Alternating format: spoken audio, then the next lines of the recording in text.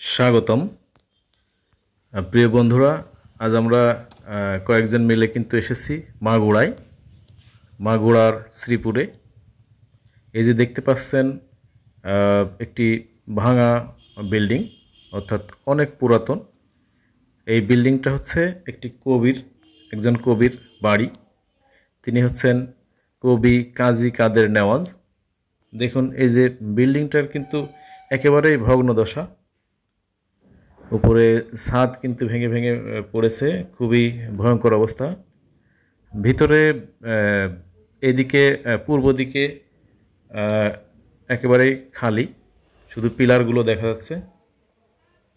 তো বিল্ডিংয়ের ভিতরে আমরা ঢুকেছি, কিন্তু উপরে যাওয়া নিষেধ। এখানে একটা সতর্কবার্তাও দেওয়া আছে।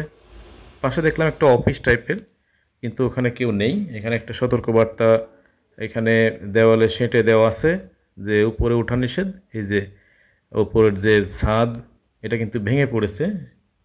সিঁড়ি ছিল, কিন্তু এটা লক করা, উপরে ওঠা যেহেতু নিষেধ। আর একেবারেই এখন বিকেলবেলা, সূর্য কিন্তু পশ্চিম দিকে হেলে পড়েছে।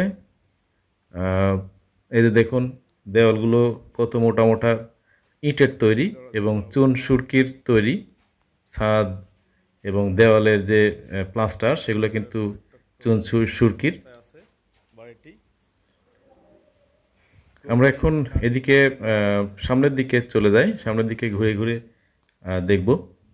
এই যে কক্ষ কিন্তু অনেকগুলো। এখানে হয়তো মোমবাতি বা কোনো আলো জ্বালানোর ব্যবস্থা ছিল সেকালে।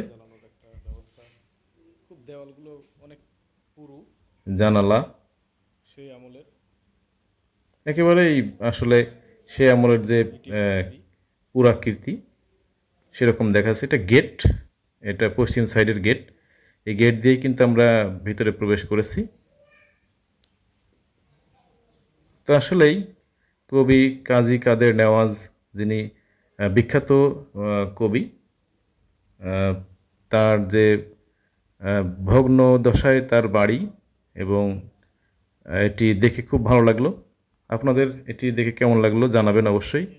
সবাইকে অনেক ধন্যবাদ। ভালো থাকবেন, সুস্থ থাকবেন।